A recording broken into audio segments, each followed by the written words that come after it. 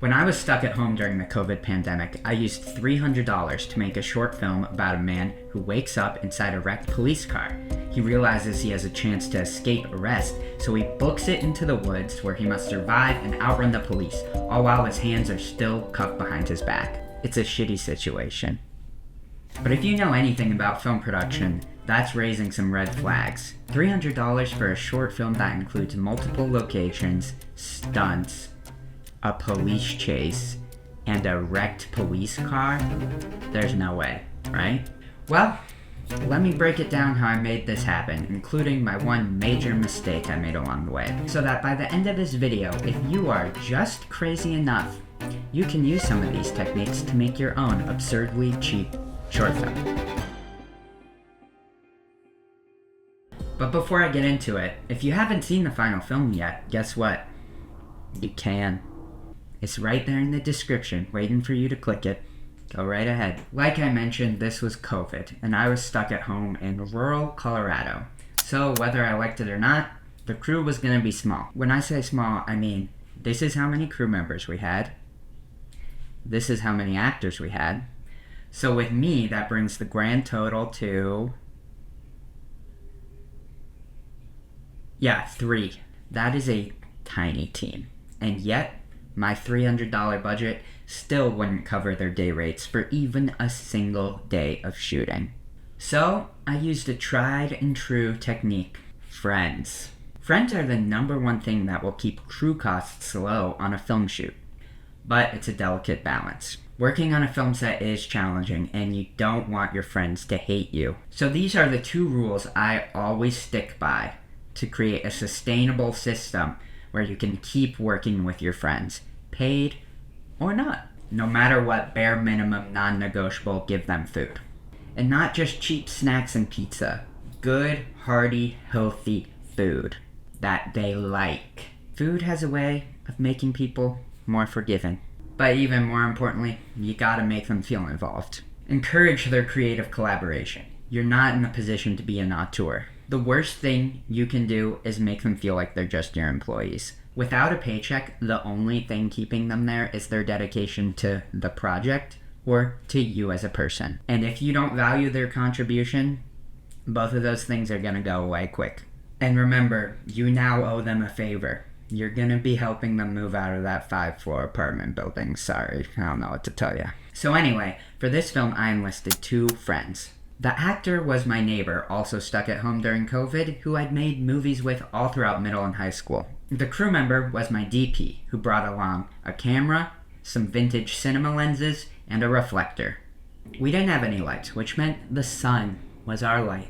Lucky for us, the whole film takes place outdoors. Unlucky for us, this meant we had to work on the sun's schedule. So I meticulously planned the shoot by hiking to each location, tracking where the sun would be, planning out exactly which direction the camera and the actors would be facing, and then used all that information to Frankenstein a schedule together. I only had 1 actor, and so only 1 character. A single character walking around in the woods is relatively easy to do for pretty cheap. But there was one huge obstacle I had to telling this specific story.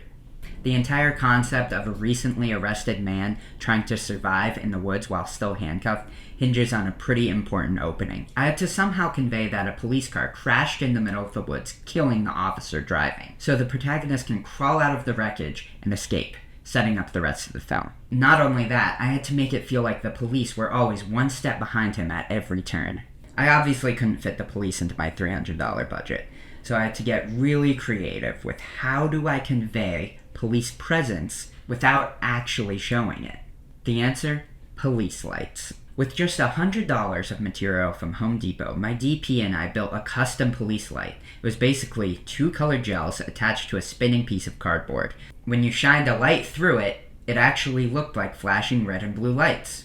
And not only could it shine a light onto someone's face, but if you put it out of focus in the background, it gave the exact Bokeh Police light effect that we needed.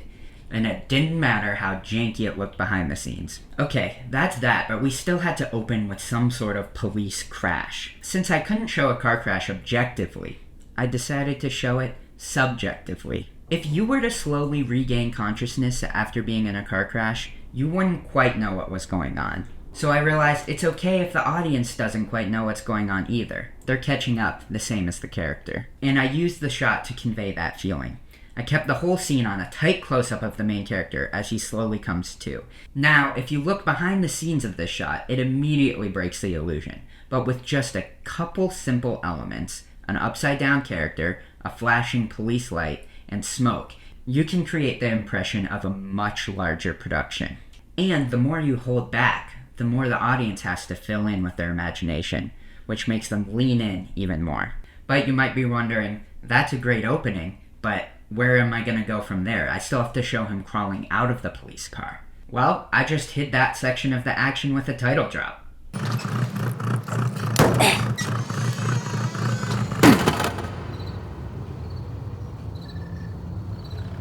When we cut back to him, he's outside of the car already, looking at the wreckage. Easy. But I still had to make this whole situation clear to the audience. Up until this point, they're likely to be a bit confused. So I incorporated into the script that another car pulls up and our protagonist ducks behind a wall to listen as the passerby stops and calls 911. We overhear the passerby reporting that there's a crashed police car. I think there's been a car crash. I was just driving by. No, it's a police car.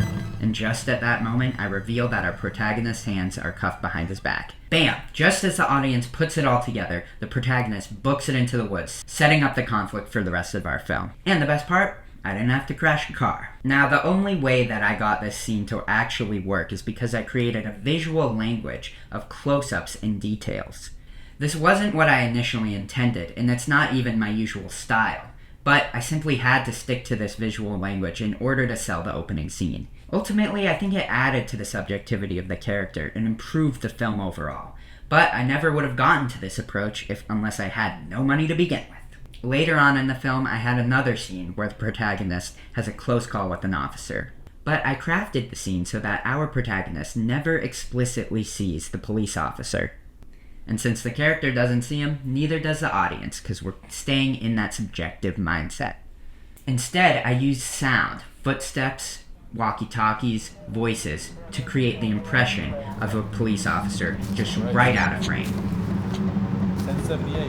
1078. And actually, I think not being able to see the police officer heightens the suspense because you can't see where the threat is coming from. With just a couple sound effects, you can give the impression of a lot more happening off-screen. And whatever those sound effects cause the audience to imagine in their own mind, a lot of times has more production value than what you can actually shoot. Sound is way cheaper than visuals. It's your best friend. Well, it can be. It can also be your worst enemy, if you're me, at least. Let me explain. The biggest mistake I made with this film was related to sound. You might have noticed earlier when I was talking about crew, I didn't mention a sound recordist. That's because I didn't have one. I figured since there was no dialogue in the film, I could recreate the entire soundscape in post and it would give me a lot more control. And it did give me a lot more control. But it was also way more work, and some of it never quite sounded right, especially these frickin' coughs.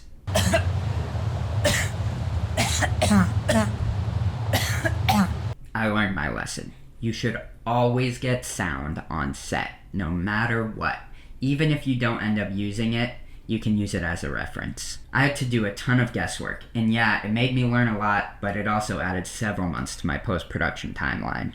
Which, coincidentally, brings me to post-production. Between editing, color correction, sound design, this can be a big chunk of the budget. And what I did, I'll say off the bat, will not work for everybody. And it might be something you do not want to hear.